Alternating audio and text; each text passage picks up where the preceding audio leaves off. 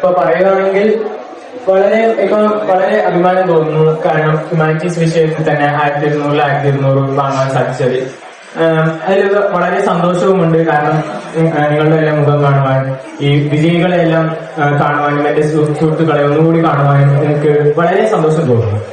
ഇപ്പൊ പറയുവാണെങ്കിൽ ഹ്യൂമാനിറ്റീസ് വിഷയം എന്ന് പറയുന്നത് സമകാലിക പ്രസക്തിയുള്ളതും വളരെ വ്യക്തി ജീവിതവുമായി വളരെയധികം ബന്ധപ്പെട്ട ഒരു വിഷയങ്ങൾ തന്നെയാണ് ഹ്യൂമാനിറ്റീസിലുള്ളത്. ആ ഒരു വിഷയത്തിൽ ഇത്രയധികം വിജയികളുള്ളത് വളരെ അഭിമാനാർഹമായ ഒരു കാര്യം തന്നെയാണ്. മാത്രവുമല്ല അതിന്റെ ഒരു തെളിവ് എന്നത് ഹ്യൂമാനിറ്റീസ് വിഷയങ്ങളിൽ കുട്ടികൾ കൂടുതൽ താല്പര്യം പ്രകടിപ്പിക്കുന്നു എന്നതാണ്. ഇപ്പോ ഞാൻ കേട്ടതും അതെല്ലാം വെച്ച് നോക്കുവാണെങ്കിൽ പണ്ട് ചെറിയ കുട്ടിയായിരിക്കുന്ന സമയത്തെല്ലാം ഉള്ള ഒരു മിത്ത് തന്നെയായിരുന്നു ഈ ഹ്യൂമാനിറ്റീസ് വിഷയങ്ങൾ എന്ന് പറയുന്നത് പഠിക്കുവാൻ കുറച്ച് ബിലോ ആവറേജ് കുട്ടികൾക്കുള്ളതാണ് എന്ന്. ആ ഒരു മിത്തിനെ തച്ചുടക്കുവാൻ നമുക്ക് സാധിക്കുന്നുണ്ട് എന്നതിന്റെ തെളിവാണ് ഇത്രയും വലിയൊരു സദസ്സ്. മാത്രവുമല്ല ഇപ്പൊ 2 വർഷത്തെ എന്റെ എക്സ്പീരിയൻസ് പറയുകയാണെങ്കിൽ വളരെ നല്ല എക്സ്പീരിയൻസ് തന്നെയായിരുന്നു. ഒരു വിമാനത്തിന് എഞ്ചിൻ നിറക്കുന്നത് പോലെ തന്നെയായിരുന്നു ഈ 2 വർഷം എന്ന് തന്നെ ഞാൻ പറയാം. കാരണം വളരെയധികം നല്ല മൂല്യങ്ങൾ, മാനസിക മൂല്യങ്ങൾ എനിക്ക് ക്ലാസ്സുകളിൽ നിന്ന് കിട്ടിയിരുന്നു. നല്ല സഹവർത്തിത്വം നിലനിർത്തുവാനുള്ള മൂല്യങ്ങളെല്ലാം തന്നെ ഹ്യൂമാനിറ്റീസ് ക്ലാസ്സുകളിൽ നിന്ന് നമുക്ക് ലഭിക്കുന്നതാണ്. മാത്രമല്ല കൂടുതൽ ഇടപഴകുവാൻ നമുക്ക് ഹ്യൂമാനിറ്റീസ് വിഷയങ്ങളിൽ പഠിക്കുമ്പോൾ സാധിക്കുന്നു എന്ന് എനിക്ക് തീർത്തും നല്ല രീതിയിൽ തന്നെ എനിക്ക് മനസ്സിലായിട്ടുണ്ട്. മാത്രവുമല്ല പല ജോലി സാധ്യതകളെ പറ്റി, ഇപ്പൊ ഹിസ്റ്ററി, പൊളിറ്റിക്സ്, എക്കണോമിക്സ് തുടങ്ങിയ വിഷയങ്ങളിൽ പല ജോലി സാധ്യതകളുമുണ്ട് എന്ന തത്വം ഞാൻ ഈ ക്ലാസ്സുകളിൽ നിന്ന് മനസ്സിലാക്കി. മാത്രവുമല്ല നല്ല അനുഭവ സമ്പന്നരായ നല്ല ഫ്രണ്ട്ലി ആയിട്ടുള്ള പല മാഷുമാരെയും ടീച്ചർമാരെയും ഞാൻ എന്റെ ക്ലാസ്സുകളിൽ കാണുകയുണ്ടായി. മാത്രമല്ല ഞാൻ എന്റെ സ്കൂളിനെ പറ്റി ഇവിടെ ഓർത്തിരിക്കാതിരിക്കുവാൻ വയ്യ. മാധവമംഗലം സ്കൂള് വളരെ നല്ല സ്കൂള് തന്നെയായിരുന്നു. വളരെ നല്ല ക്ലാസ്സുകളായിരുന്നു, നല്ല ടീച്ചർമാർ, നല്ല കൂട്ടുകാർ, എല്ലാം കൊണ്ട് തന്നെ നല്ലൊരു അനുഭവം തന്നെയായിരുന്നു ഈ 2 വർഷക്കാലം. അത് മാത്രമല്ല ഇനി വരുന്ന കുട്ടികൾ ഹ്യൂമാനിറ്റീസ് വിഷയങ്ങളിൽ കൂടുതൽ താല്പര്യം പ്രകടിപ്പിക്കട്ടെ എന്നും അവർ ജീവിത വിജയം നേടുവാൻ എല്ലാവർക്കും സാധിക്കട്ടെ എന്നും ആശിച്ചുകൊണ്ട് ഞാൻ എന്റെ വാക്കുകൾ നിർത്തുന്നു. നന്ദി, നമസ്കാരം.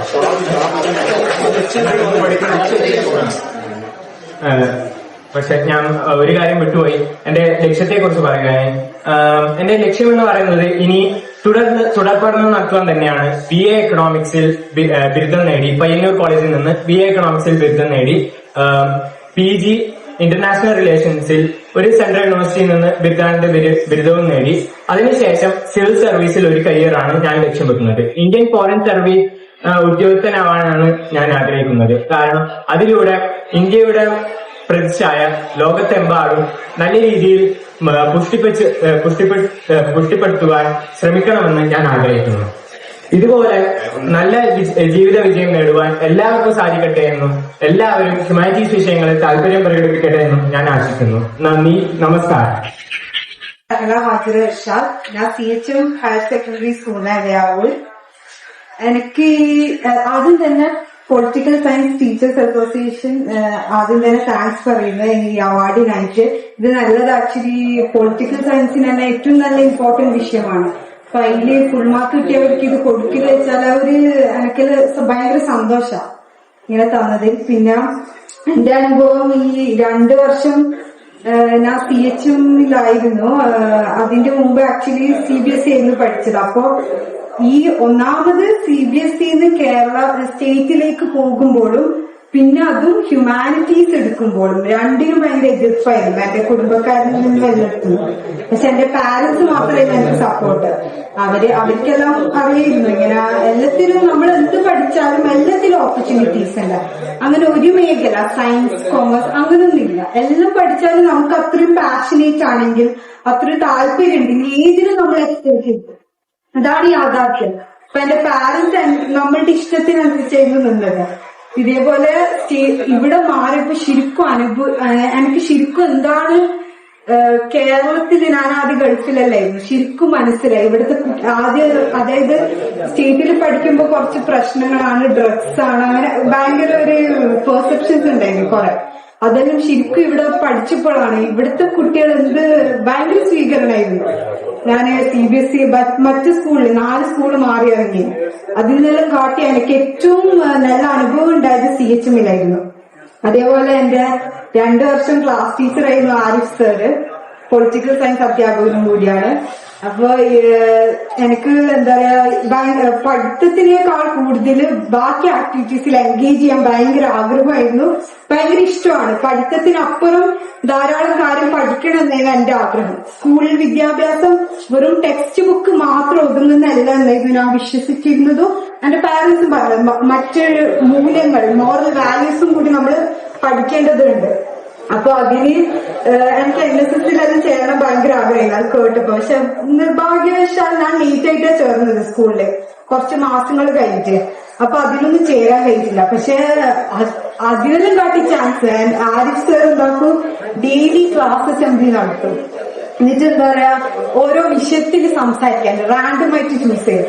അങ്ങനെ എനിക്ക് പേഴ്സണലി എന്റെ പബ്ലിക് സ്പീക്കിംഗ് സ്കിൽസ്, ഞാൻ ആദ്യം സ്റ്റേജ് കണ്ട ഓടിപ്പോകുന്ന ആളാ, അങ്ങനത്തെ അനുഭവങ്ങൾ കൂടുതലും ഉണ്ട്.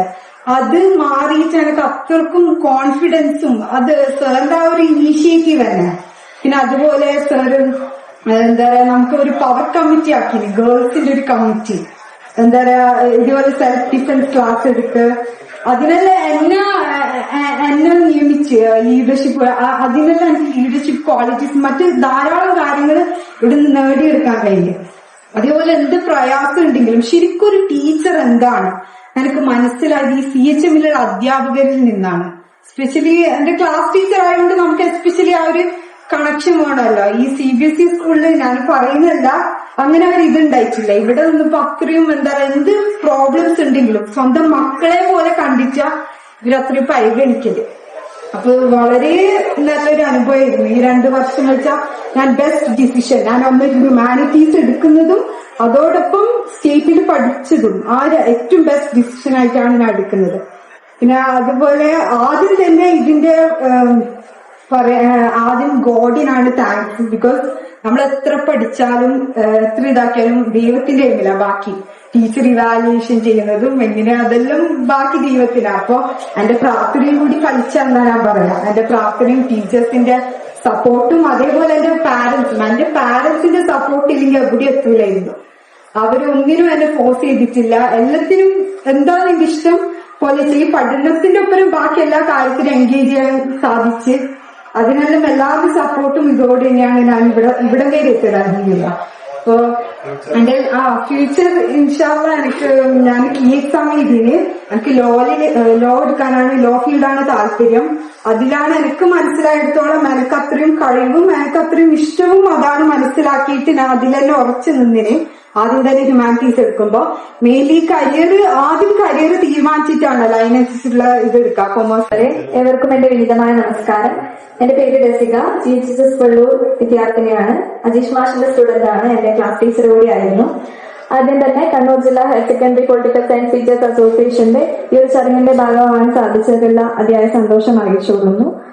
അതോടൊപ്പം ഇന്നിവിടെ സർവീസിൽ നിന്ന് വിരമിക്കുന്ന എല്ലാ പ്രിയപ്പെട്ട അധ്യാപകർക്കും എല്ലാവിധ ആശംസകളും നേരുന്നു.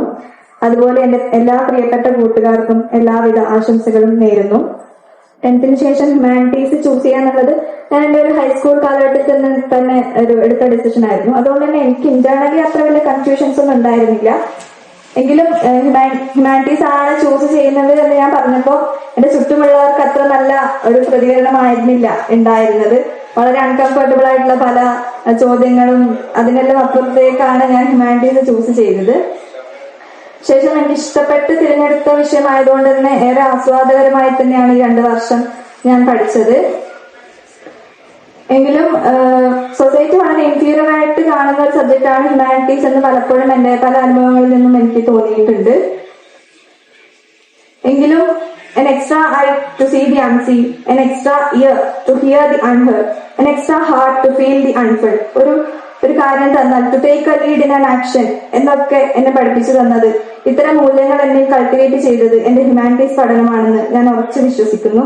അതുപോലെ എന്റെ 10 വർഷത്തെ ഞാൻ സയൻസ് പഠിച്ചെങ്കിലും എന്റെ 10 വർഷത്തെ സയൻസ് പഠന കാലത്തിന് ഒരിക്കലും വാട്ട് ഈസ് സയൻസ് അല്ലെങ്കിൽ എന്താണ് ശാസ്ത്രം എന്നുള്ള ഒരു ചോദ്യത്തിന് എനിക്ക് ഉത്തരം നൽകാൻ സാധിച്ചിട്ടില്ല. എങ്കിലും I can proudly say that എന്റെ ഈ 2 വർഷത്തെ ഹ്യൂമാനിറ്റീസ് പഠനമാണ് വാട്ട് ഈസ് സയൻസ് എന്നുള്ള ചോദ്യത്തിന് ഉത്തരം നൽകിയത്. ശാസ്ത്രം എന്നുള്ളത് science is a way of thought, നമ്മുടെ ചിന്താധാരയിലുള്ള ഒരു പരിവർത്തനമാണ് സയൻസ് എന്ന് പറയുന്നത്. നമ്മളെ ഫ്രീ ആയി ചിന്തിപ്പിക്കാൻ പഠിപ്പിക്കുന്നത് എന്താണോ അതാണ് ശാസ്ത്രം. സോ അതുകൊണ്ട് തന്നെ I can proudly say that എന്റെ ഈ 2 വർഷത്തെ ഹ്യൂമാനിറ്റീസ് പഠനമാണ് എന്താണ് ശാസ്ത്രം എന്നുള്ള ചോദ്യത്തിന് എനിക്ക് ഉത്തരം നൽകാൻ സാധിച്ചിട്ടുള്ളത്. ഒരിക്കൽ കൂടി കണ്ണൂർ ജില്ലാ ഹയർ സെക്കൻഡറി പൊളിറ്റിക്കൽ സയൻസ് അസോസിയേഷന്റെ എല്ലാ പ്രിയപ്പെട്ട അധ്യാപകരെയും ഏറ്റവും സ്നേഹത്തോടെ ഓർക്കുന്നു. നന്ദി. എനിക്ക് BA സൈക്കോളജി ചെയ്യാനാണ് താല്പര്യം. മെന്റൽ ഹെൽത്ത് പ്രൊഫഷൻ ആ ഒരു ഫീൽഡിലേക്ക് പോകാനാണ് താല്പര്യം.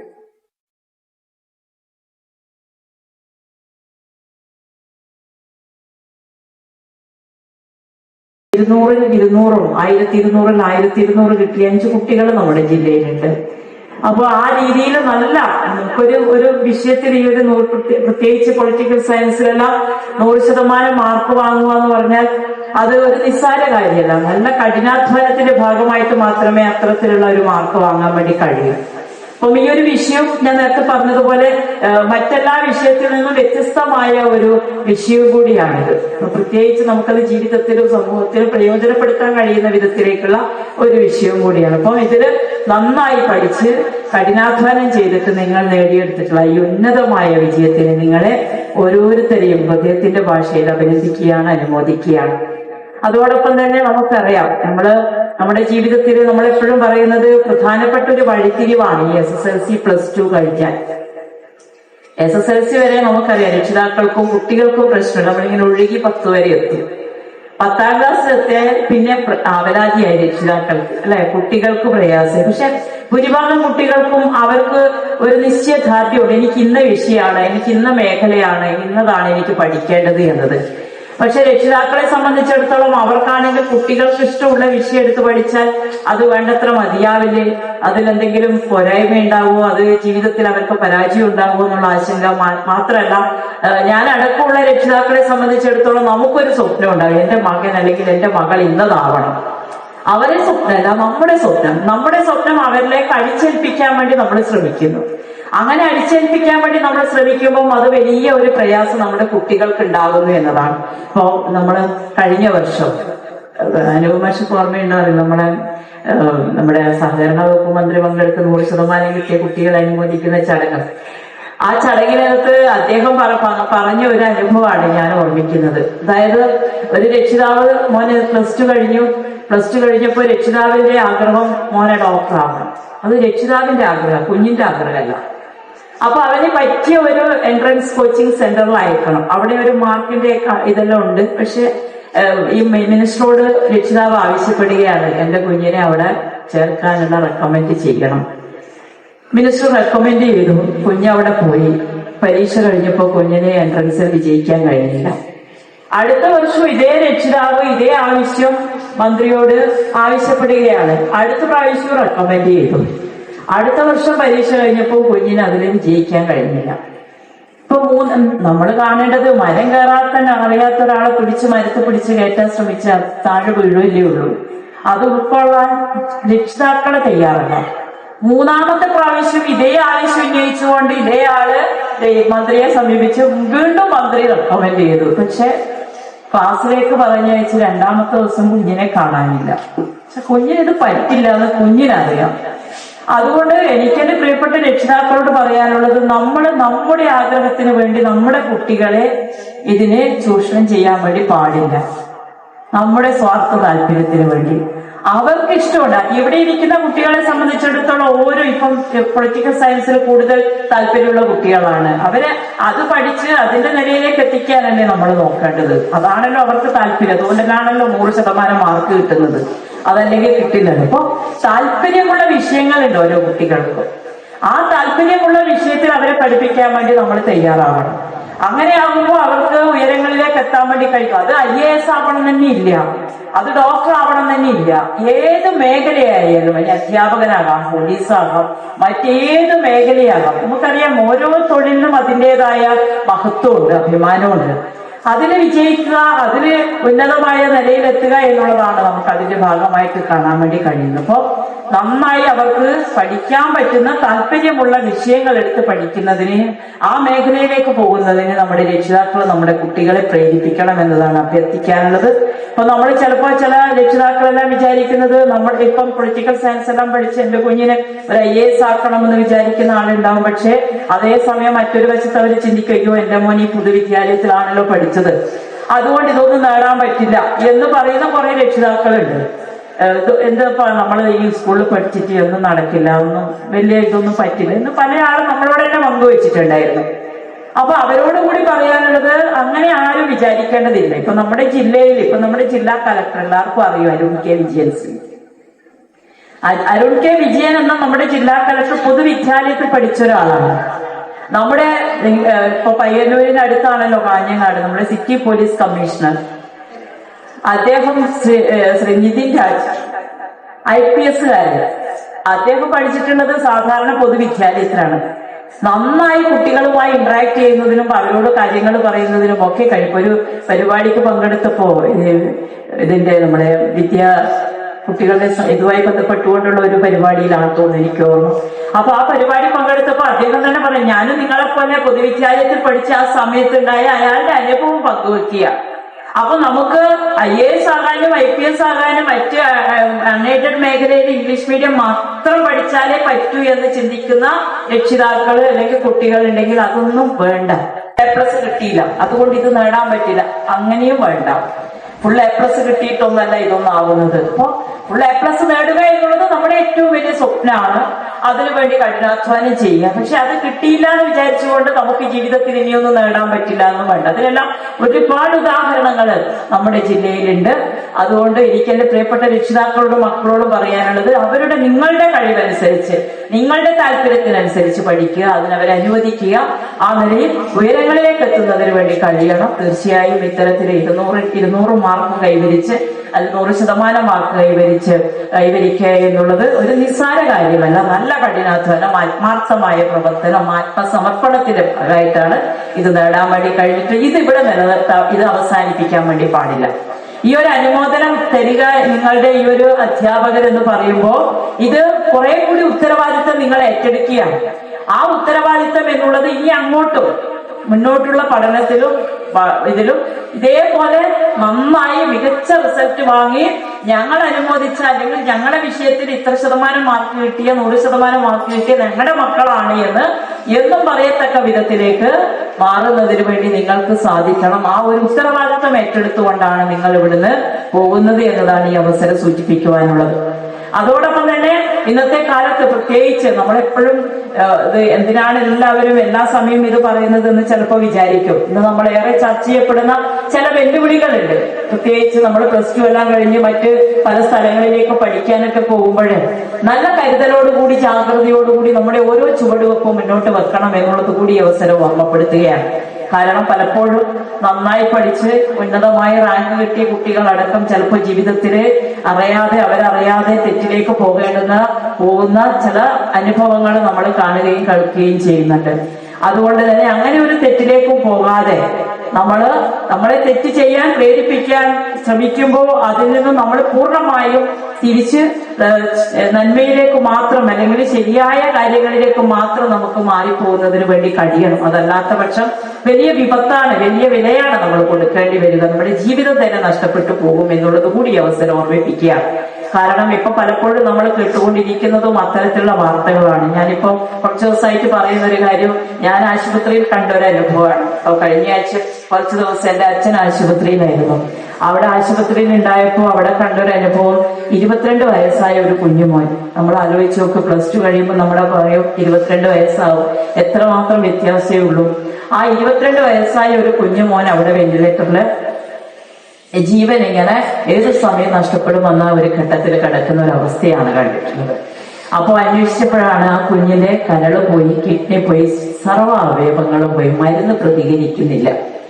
കാരണം ആ കുഞ്ഞ് ലഹരി അല്ലെങ്കിൽ മദ്യത്തിന് അടിമയായിരുന്നു എന്നുള്ളതായിരുന്നു. നമ്മൾ ആലോചിച്ച് നോക്ക്, ഈ ഒരു പ്രായമാകുമ്പോൾ ഇത്രമാത്രം ശരീരത്തിൽ ഇത് കടന്നിട്ടുണ്ടെങ്കിൽ എത്ര മുന്നേ അത് ഉപയോഗിക്കാൻ തുടങ്ങി. അത് എത്രമാത്രമാണ് ശരീരത്തിൽ അകപ്പെട്ടിട്ടുള്ളത്, അതാണ് നമ്മൾ ശ്രദ്ധിക്കേണ്ടത്. അപ്പോ നമ്മുടെ കുട്ടികൾ ആരും അങ്ങനെയല്ല, അങ്ങനെ ആവരുത്. പക്ഷെ ഞാനത് സൂചിപ്പിക്കുന്നത് നമ്മൾ അറിയില്ല, പുറത്തൊക്കെ നമ്മൾ പഠിക്കാൻ പോകുമ്പോൾ നമ്മൾ അറിയാതെയാണ് ഈ ലഹരി മാഫിയകൾ നമ്മെ അതിന് അടിമപ്പെടുത്തുന്നത്. പക്ഷെ അവരുടെ ലക്ഷ്യം അവർക്ക് പണം ഉണ്ടാക്കുക. അതിന് പണം ഉണ്ടാക്കാൻ പഴയതിൽ നിന്ന് വ്യത്യസ്തമായി നമ്മുടെ കുട്ടികളെയാണ് അവരിപ്പം ഇതിനു വേണ്ടിയിട്ട് ഉപയോഗിക്കുന്നത്. കാരണം ഞാൻ പറഞ്ഞല്ലോ, ഇത്തരത്തിൽ വരാൻ കാരണം ഒരിക്കൽ നമ്മൾ കഴിച്ചാൽ പിന്നെ നമുക്ക് അതിൽ നിന്ന് മുക്തമാകാൻ വേണ്ടി കഴിയില്ല. കുട്ടികൾക്ക് പിന്നെ ആനന്ദം കണ്ടെത്തണമെങ്കിൽ, സന്തോഷം കണ്ടെത്തണമെങ്കിൽ ഇത് കഴിച്ചേ പറ്റൂ. അപ്പം അത് കിട്ടാതിരിക്കുമ്പോഴാണ് അവർ അക്രമാസക്തമാകുന്നത്. അതിന്റെ ഉദാഹരണമാണ് വെഞ്ഞാറം കൊണ്ട് നമ്മൾ കണ്ടിട്ടുള്ളത്. അപ്പം അവിടെ നടന്ന വലിയ രീതിയിലുള്ള സംഭവം നമ്മൾ കണ്ടു. അമ്മയെയും അമ്മൂമ്മയെയും സഹോദരൻ, കുഞ്ഞു മോൻ 9ാം ക്ലാസ്സിൽ പഠിക്കുന്ന ഒരു കുഞ്ഞു സഹോദരനെ പോലും നിഷ്കരുണം കൊല ചെയ്യാൻ മടിയില്ലാത്തവനാവും. അത് യഥാർത്ഥത്തിൽ ആ കുഞ്ഞല്ല ചെയ്യുന്നത്, കുഞ്ഞിന്റെ ഉള്ളിൽ കടന്നിട്ടുള്ള ലഹരിയാണ്.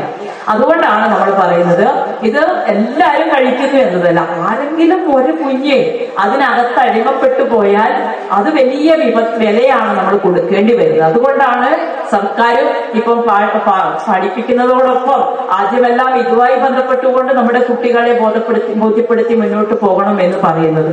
അപ്പൊ ഒരു കാരണവശാലും നമ്മൾ മറ്റെവിടെയെങ്കിലും പോയി കഴിഞ്ഞാൽ നമ്മളെന്നല്ല, നമ്മുടെ സുഹൃത്തുക്കളെ ഇത്തരം കാര്യങ്ങൾ ഇതിന് നമ്മൾ അടിമപ്പെട്ടാൽ ഉണ്ടാകുന്ന വിപത്ത് ഓർമ്മപ്പെടുത്തിക്കൊണ്ട് നമുക്ക് മുന്നോട്ട് പോകുന്നതിന് വേണ്ടി കഴിയണം എന്നത് കൂടി അവസരം സൂചിപ്പിക്കുകയാണ്. ഇവിടെ നമ്മുടെ കുറച്ച് അധ്യാപകര് വിരമിക്കുകയാണ്, അനുപമാഷ് അടക്കം. ഇപ്പൊ ഞാൻ കടന്നു വരുമ്പോഴാണ് നല്ലൊരു പാട്ട്, ഞാൻ മാഷ പാടും പിന്നെയും മുഖം നോക്കി, മാഷന്റെ അല്ലേ ഫോൺ പിടിച്ചതുകൊണ്ട് ശരിക്കും കാണുന്നില്ലായിരുന്നു. അപ്പൊ മാഷല്ലേ, അപ്പൊ മാഷക്ക് ഈ ഒരു കഴിവ് കൂടി ഉണ്ട് എന്നുള്ളത് ഞാൻ ഇന്ന് ആദ്യമായിട്ടാണ് മനസ്സിലാക്കുന്നത്. മാഷ് എഴുതിയ ഒരു പുസ്തകം പ്രകാശനം ചെയ്യാനുള്ള ഭാഗ്യം ഉണ്ടായിട്ടുണ്ടായിരുന്നു. ഇപ്പൊ എഴുത്തുകാരനും ഗായകനും ഒക്കെ ആയിട്ടുള്ള അധ്യാപകരാണ്. മറ്റോരോ അധ്യാപകരും ഇവിടെ നിന്ന് നല്ല രീതിയിൽ ആത്മാർത്ഥമായ പ്രവർത്തനം നടത്തി, സേവനം നടത്തിയിട്ടാണ് വിരമിക്കുന്നത്.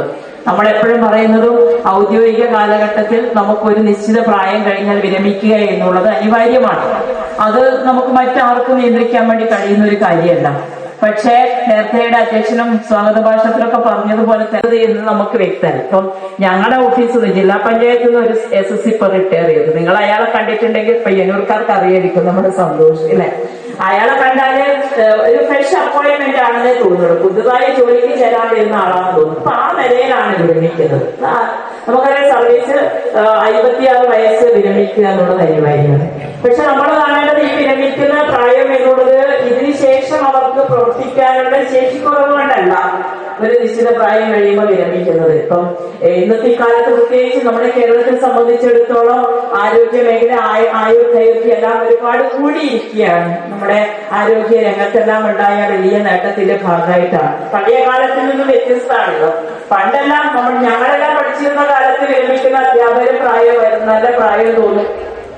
അപ്പൊ ഒരു മാറ്റമൊന്നും നമുക്ക് സംശയമൊന്നുമില്ല ആരാ വിരമിക്കുന്നത്. പക്ഷെ ഇത് വിരമിച്ചു കഴിഞ്ഞാലും ആരാണ് വിരമിച്ചിട്ടുള്ളത്, അവര് വിരമിച്ചതാണോ എന്ന് തോന്നാനുള്ള പ്രയാസം നമ്മുടെ കേരളത്തിന്റെ ഒരു പ്രത്യേകത, അതൊരു പ്രധാനപ്പെട്ട ഒരു ഘടകമാണ്. അപ്പം ആ നിലയിൽ എനിക്ക് ഇവിടെ ഇരിക്കുന്ന എല്ലാവർക്കും ഇപ്പൊ പ്രത്യേക മറ്റൊന്നിനും പോകാനും മടിയാ. അപ്പൊ നമുക്ക് അസുഖം എന്തെങ്കിലും ആയിട്ടുണ്ടാവും, ചെന്ന അസുഖമൊന്നും ഉണ്ടാവില്ല. എന്തെങ്കിലുമായി രോഗം വന്ന് നമ്മൾ പിന്നെ അവസാനം പ്രാരാബ്ദത്തിലേക്ക് പോകും. എന്റെ വീട്ടിൽ തന്നെ മറ്റൊരു അനുഭവമുണ്ട്. എന്റെ ഹസ്ബൻഡിന് ഏട്ടനും വിരമിച്ചാൽ അവർക്ക് നിലത്തിരിക്കാൻ സമയമില്ല. അതുകൊണ്ട് അസുഖം ഉണ്ടോന്നൊന്നും അറിയാനും സമയമില്ലാത്തത് കൊണ്ട് അവരെങ്ങനെ ഓടുന്നത്. അപ്പൊ ഞാൻ പറഞ്ഞു വരുന്നത്, ഒരു കാരണവശാലും ഒരുപാട് സമ്മർദ്ദമെല്ലാം ജോലി തിരക്കിനിടയിൽ ഉണ്ടായിട്ടുണ്ട്. അതുകൊണ്ട് ഇനി ശിഷ്ടകാലം വിശ്രമിക്കാമെന്ന് കരുതിയാൽ ആ വിശ്രമം സുഖകരമായിരിക്കില്ല. അതുകൊണ്ട് തന്നെ ഒരുപാട് സാധ്യതകൾ ഇന്നുണ്ട് നമുക്ക്, പഴയതുപോലെയല്ല. ഒരുപാട് സാധ്യതകൾ ഇപ്പൊ സാമൂഹിക, സാംസ്കാരിക, രാഷ്ട്രീയ മേഖലയിലെല്ലാം ഇടപെട്ടുകൊണ്ട് പ്രവർത്തിക്കാൻ ഒരുപാട് സാധ്യതകൾ ഉള്ളത് കൊണ്ട് തന്നെ ആ നിലയിൽ സമൂഹത്തിൽ നിന്ന് പ്രവർത്തിക്കുന്നതിന് വേണ്ടി നിങ്ങൾ തയ്യാറാവണം എന്നതുകൂടി അവസരം അഭ്യർത്ഥിക്കുകയാണ്. അങ്ങനെ നന്നായി മുന്നോട്ട് പോകാൻ വേണ്ടി കഴിയട്ടെ. പ്രത്യേകിച്ച് ഒരുപാട് അനുഭവ കരുത്തുള്ളവരാണ്, സാധാരണയുള്ള ആളുകളെ പോലെയല്ല.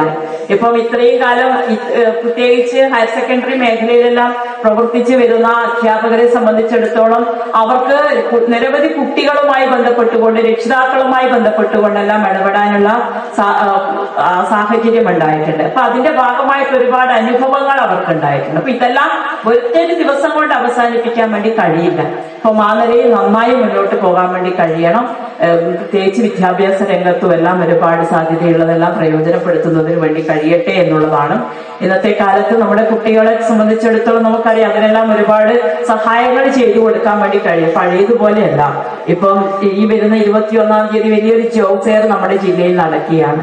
അപ്പം അതിന് കുട്ടികൾക്ക് ഒരുപാട് കാര്യങ്ങൾ പറഞ്ഞു കൊടുക്കാനും ചെയ്തു കൊടുക്കാനും അതിനുള്ള നേതൃത്വം അടക്കം ഏറ്റെടുക്കാൻ വേണ്ടി കഴിയും. ഇപ്പൊ സർക്കാർ ചെയ്യുന്നതും നമ്മുടെ കുട്ടികളെ നമ്മുടെ ജില്ലയിൽ തന്നെ അല്ലെങ്കിൽ നമ്മുടെ കേരളത്തിൽ തന്നെ അവരെ പഠിച്ചു കഴിഞ്ഞതിന് ജോലി കൊടുക്കുന്നതിന് വേണ്ടിയുള്ള ഇടപെടൽ അടക്കം നടത്തിക്കൊണ്ടിരിക്കുകയാണ്. ഒരു വൈജ്ഞാനിക സമ്പദ്ഘടന നമുക്ക് ഉണ്ടാക്കുന്നതിന് വേണ്ടി ഒരു വൈജ്ഞാനിക സമൂഹത്തെ വാർത്തിയെടുക്കുക എന്ന വളരെ പ്രധാനപ്പെട്ട ഒരു ലക്ഷ്യമാണ് നമ്മുടെ കേരളത്തിനകത്ത് നടത്തിക്കൊണ്ടിരിക്കുന്നത്. അപ്പം ആ നിലയിൽ നമുക്ക് നമ്മുടെ കുട്ടികളെ സംബന്ധിച്ചിടത്തോളം പഠിച്ചു കഴിഞ്ഞാൽ വെറുതെ ഇരിക്കേണ്ടതില്ല. ഇപ്പൊ നമുക്ക് ഈ ജോബ് ഫെയറിന്റെ ഭാഗമായിട്ട് രജിസ്റ്റർ ചെയ്യുന്നതിന് വേണ്ടി തദ്ദേശ സ്ഥാപനങ്ങളിലടക്കം നിരവധി ആളുകൾ ഇതിന്റെ ഭാഗമായിട്ട് ഇടപെടുമ്പോഴും ഇപ്പൊ നമ്മൾ പറയുന്നത് ജോലിയില്ല എന്ന് പറയുമ്പോഴും രജിസ്റ്റർ ചെയ്യുന്ന ആളുകളുടെ എണ്ണം കുറവാണെന്നുള്ളതാണ്.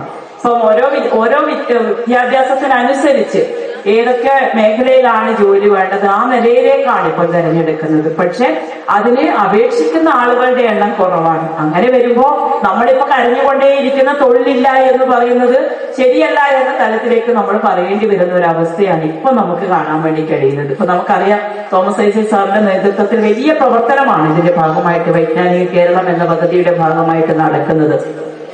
അപ്പൊ അതില് നിരവധിയായ തൊഴിലുടമകളുമായി ചർച്ച ചെയ്ത് അവർക്ക് ആവശ്യമായ തൊഴിലുകളുടെ എണ്ണെല്ലാം എടുക്കുമ്പോൾ ഇപ്പൊ നമുക്ക് 35,000-ത്തിലധികം തൊഴിൽ നമുക്ക് കൊടുക്കാനുണ്ട്.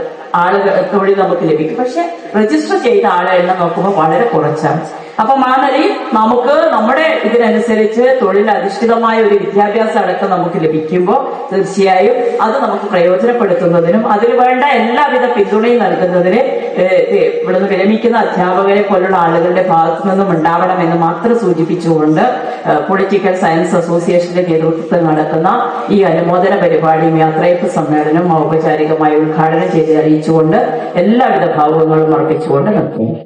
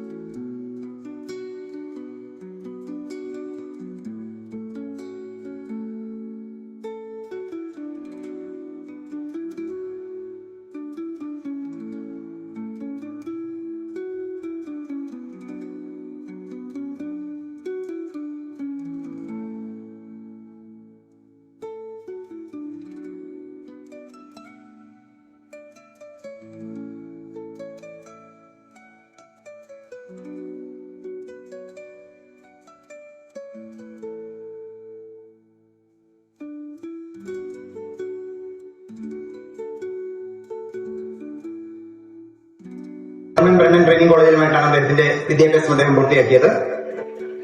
ഗണിതശാസ്ത്രത്തിൽ ബിരുദാനന്തരബിരുദധാരിയായ അദ്ദേഹം 1992 ജൂലൈ 1 ഫെബ്രുവരി 21 പാലക്കാട് അലനല്ലൂർ ഗവൺമെന്റ് ഹൈസ്കൂളിൽ HSC ആയി ഗവൺമെന്റ് ജോലിയിൽ പ്രവേശിച്ചു. അതിനുശേഷം 2003 ജൂലൈ 15 മയിൽ ഗവൺമെന്റ് ഹയർ സെക്കൻഡറി സ്കൂളിൽ +2 അധ്യാപകനായി.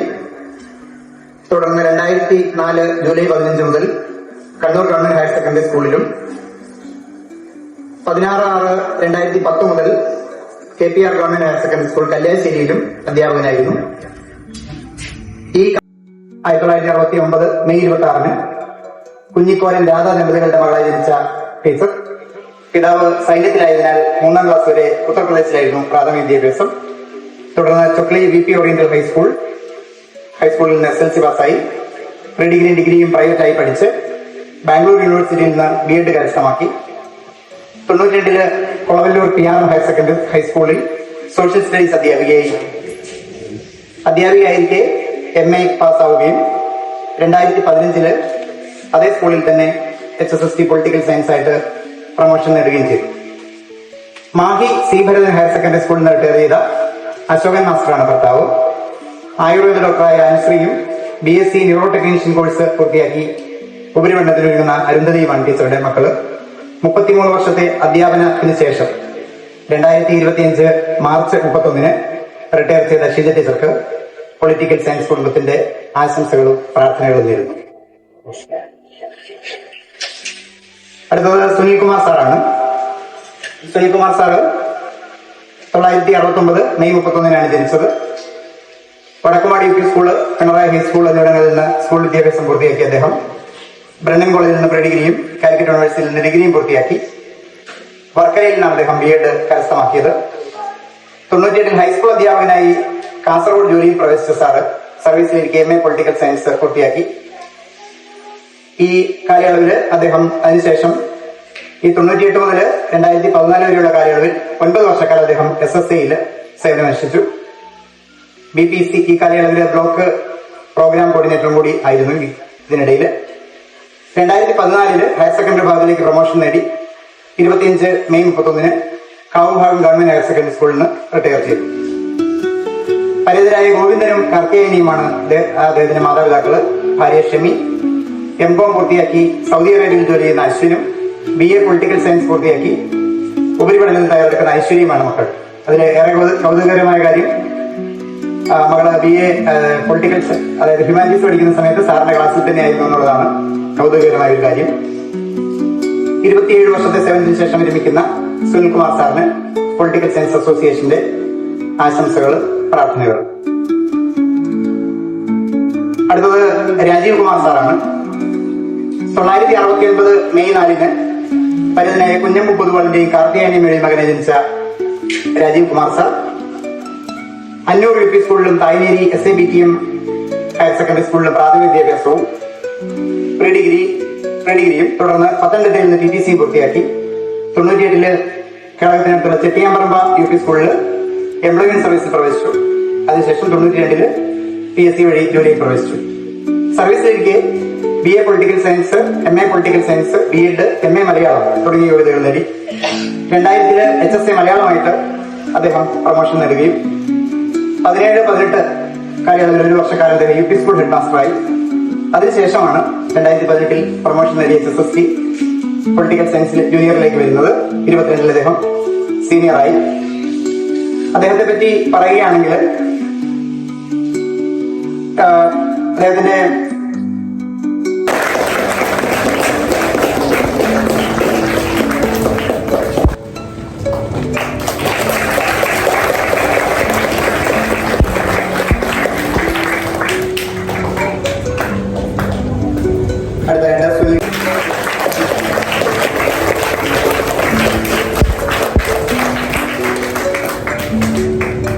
അടുത്തത് രാജീവ് കുമാർ സാർ. നമുക്കറിയാം, നമ്മളുടെ പ്രധാനപ്പെട്ട മറ്റൊരു പ്രവർത്തന വേദിയാണ് NSS. NSSന്റെ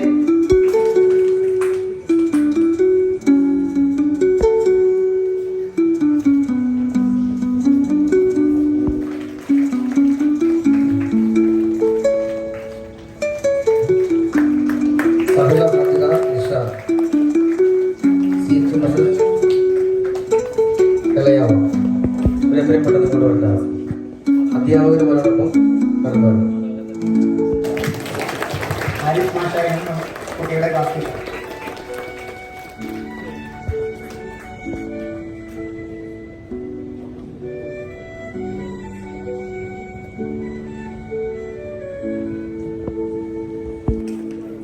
Ansia Ali, Mattanur Higher Secondary. Mrs. Paino.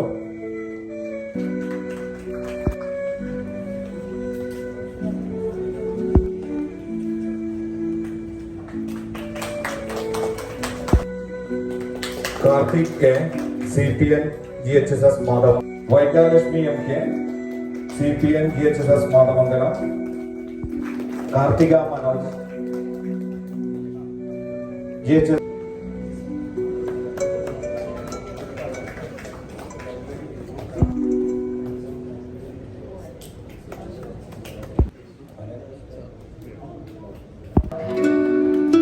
GHS Pala, DIS Girls HSS Kannur,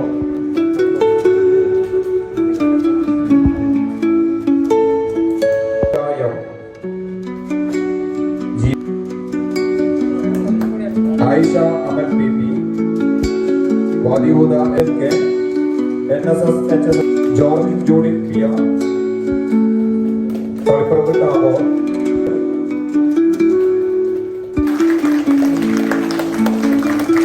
Sania Shivu,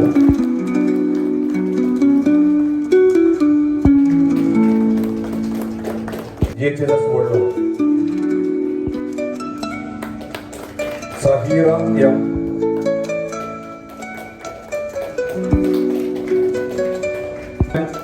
GHSS Mayel,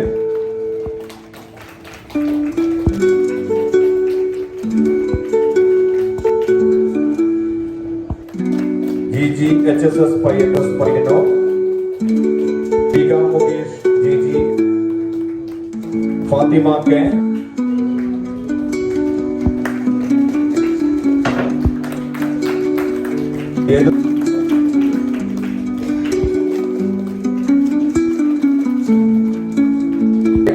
KPRGS GHSS Kalyan, Government Brandon HSS Talaseri,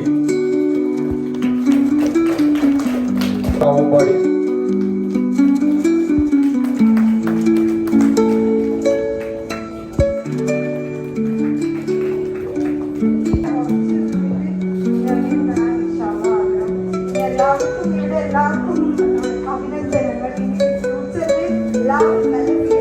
വിശിഷ്ട വ്യക്തികളെ, പ്രിയ അധ്യാപക സുഹൃത്തുക്കളെ, രക്ഷിതാക്കളെ, പ്രിയപ്പെട്ട കുട്ടികളെ, കണ്ണൂർ ജില്ലാ പൊളിറ്റിക്കൽ സയൻസ് അസോസിയേഷന്റെ ഭാഗമായി ഇവിടെ നടക്കുന്ന വിരമിച്ച അധ്യാപകർക്കുള്ള ആദരവും എനിക്ക് നൽകിയിട്ടുള്ളത്. ആദ്യമായി കണ്ണൂർ ജില്ലാ പൊളിറ്റിക്കൽ സയൻസ് അസോസിയേഷൻ പരിപാടിയുടെ ഉദ്ഘാടന കർമ്മം നിർവഹിച്ച കണ്ണൂർ ജില്ലാ panchayat president Shrimati advocate KK Ratnakumari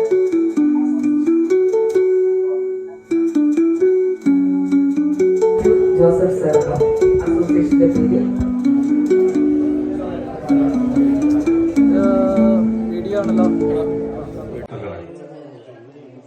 ഇത് നമുക്ക് ഇഷ്ടപ്പെട്ടു. കാരണം ഞാൻ വിചാരിച്ചതും ആദ്യത്തെ പരിപാടി കഴിഞ്ഞതിന് ശേഷം നമ്മൾ മാത്രം കൂടിയിരുന്ന് ഇങ്ങനെ ഒരു വളരെ അനൗപചാരികമായി ഇങ്ങനെ ഒരു മീറ്റിംഗ് നടത്തുന്നത്, അതായിരുന്നു കൂടുതൽ സന്തോഷം. അവിടെ ഇരിക്കുക എന്ന് പറഞ്ഞ ചെറിയൊരു പ്രയാസം ഉണ്ടായിരുന്നു. ഈ അനുമോദന ഈ റിട്ടയർ ചെയ്യുക എന്ന് പറഞ്ഞതിന് ശേഷം ഒരുപാട് ഇങ്ങനെ പരിപാടികൾ ഇങ്ങനെ പല ആളുകളും പറഞ്ഞപ്പോൾ ഞാൻ അതിനൊന്നും നിന്നിരുന്നില്ല.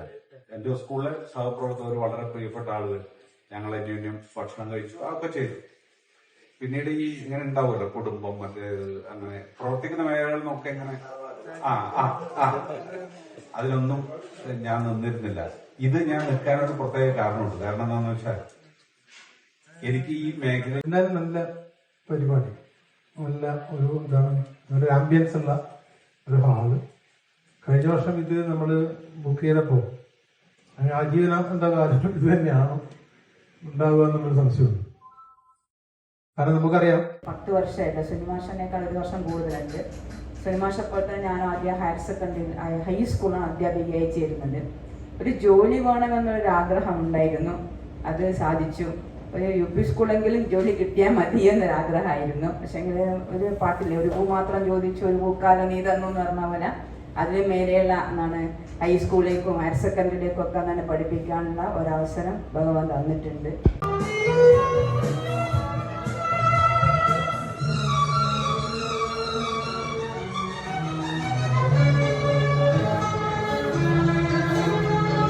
ഒരു വിളികളിൽ സുപസഗുണം, മറുവിളികളിൽ അപസഗുണം. ഒരു വിളികളിൽ സുപസഗുണം, മറുവിളികൾ മുനത്തൊഴുകും നവരാഗമേ. നവരാഗമേ വരൂ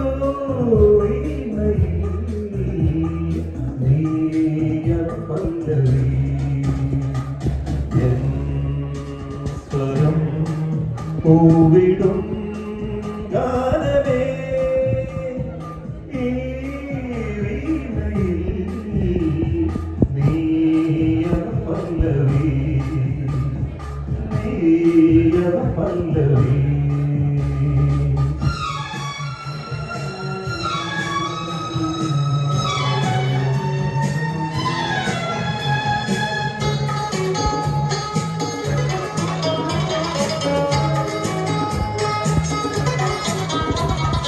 ഇനിയൊരു ശിശിരം തളിരിടുമോ അതിലൊരു ഹൃദയം കതിരിടുമോ ഇനിയൊരു ശിശിരം തളിരിടുമോ അതിലൊരു ഹൃദയം കതിരിടുമോ കരളുകളൊരുകും സംഗീതമേ കരളുകളൊരുകും സംഗീതമേ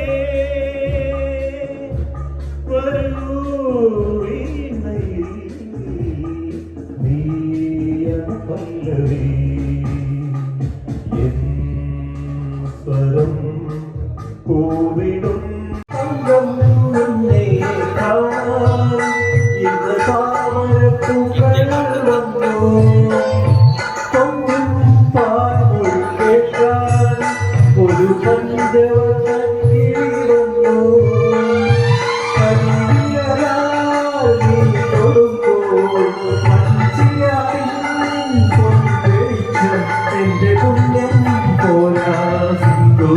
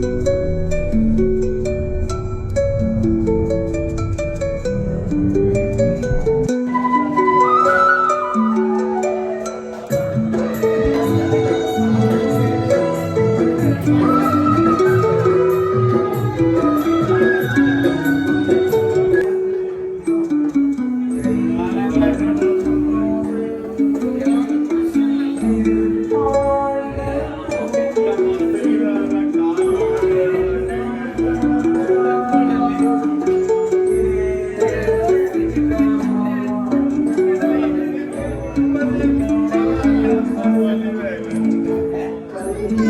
you.